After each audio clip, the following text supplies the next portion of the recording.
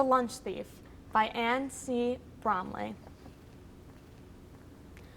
I'm so hungry I could eat the crumbs the seagulls left behind. They fly in from the coast every day to clean up the schoolyard after lunch.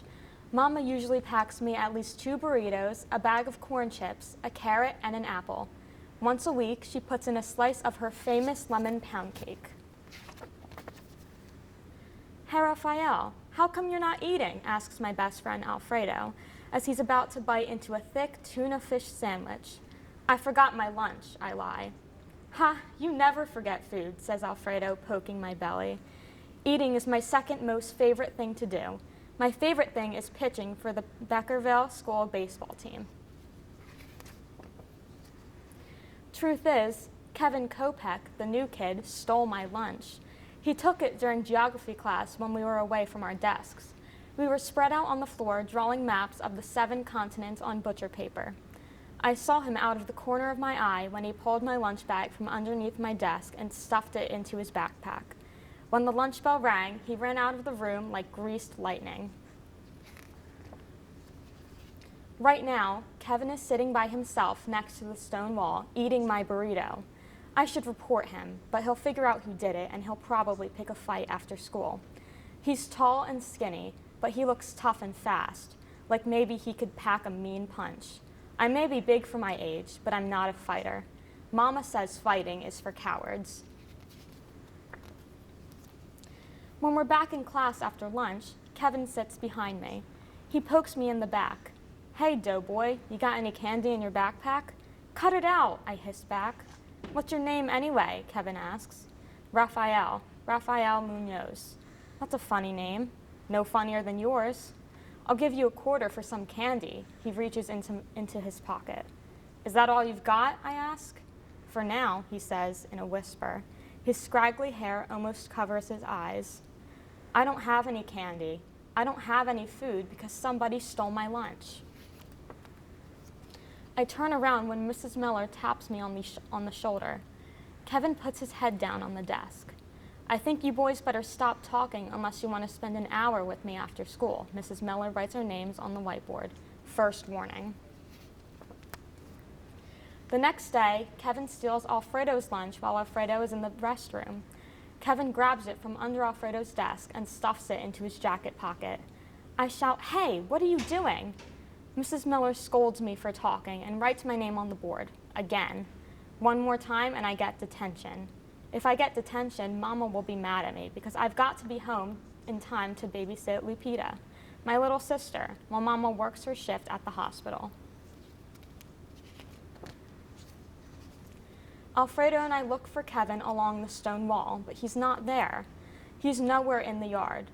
When the bell rings after lunch, he runs out of the media center. He probably figured he'd be safe munching on Alfredo's lunch there. Mama always says, use your mouth before your fists. So I give my mouth a chance the next day in social studies before the lunch bell. Hey, Kevin, what's up? I ask. Nothing. He just stares ahead like I'm not there. Where are you from anyway? I ask. Jacinto Valley. Where the fires were last month? Yeah, no big deal, he says, tossing the hair out of his eyes. No big deal. Half of Jacinto Valley was burned down by wildfires that spread all over the county. Beckerville was lucky. There was so much smoke in the air we had to wear surgical masks when we went outside, but no one's house burned down. Kevin doesn't want to talk about the fires. You got any candy? I've got a quarter. He's biting his nails. We're not allowed to eat before lunch, I say. I want to tell him to keep his mitts off my lunch bag, which is hidden deep down in my backpack, squished burritos and all. But I don't. A little voice tells me to shut up. Mama says it's a good idea to listen to that voice. Once in a while, I do. When the bell rings, Kevin bolts out of the classroom like a scared pony, and I hear Karen Oldsmith scream, "Somebody stole my lunch!" On Saturday, Mama, Lupita, and I go shopping for groceries. When Mama stops at the light before turning into the parking lot, it seems to stay red forever. So I look over at the budget motel, and there's this skinny kid with stringy hair walking toward one of the rooms. He's holding a bundle of laundry. When he turns to close the door behind him, I see that it's Kevin Kopech. Do you know him, Mama asks. Yeah, he's the new kid from Jacinto Valley, I say. He and his family are probably living in that motel room. A lot of people from Jacinto Valley lost their homes, lost everything in those fires. Mama turns the car into a shopping plaza. He may be living there for a long time. I think about my lunch. Every day, Mama makes me 2 burritos. My baseball coach says I should lose some weight. Maybe I don't need 2 burritos. On Monday, Mrs. Miller puts us in groups for a new project. Kevin Kopech is in my group. Before we start talking about who's going to do what, I ask him if he'd like to hang out with Alfredo and me at lunch. Sure, he says. Do you like burritos, I ask, handing him a full lunch bag, including a slice of lemon pound cake.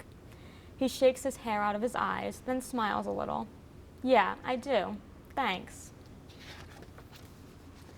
Then he reaches into his pocket and pulls out a quarter. I just smile back. The end.